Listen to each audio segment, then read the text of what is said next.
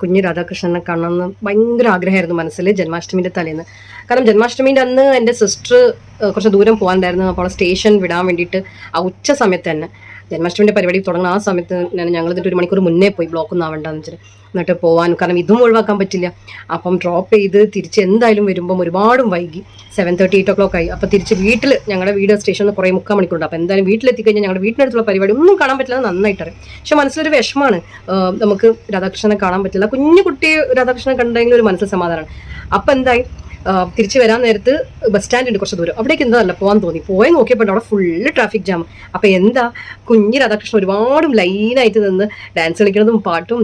അപ്പം അത് കണ്ടപ്പോൾ മനസ്സിന് ഭയങ്കര ഒരു സന്തോഷം. എന്ന് വെച്ചാൽ നമ്മൾ മിസ്സായി പോലോ എന്ന് വിചാരിച്ചിട്ട്. അപ്പം നമുക്ക് മനസ്സിൽ എന്തെങ്കിലും ആഗ്രഹം ഉണ്ടെങ്കിൽ, നിഷ്കളമായിട്ടൊരു ആഗ്രഹം ഉണ്ടെങ്കിൽ ദൈവം 110% അത് സാധിച്ചു തരും.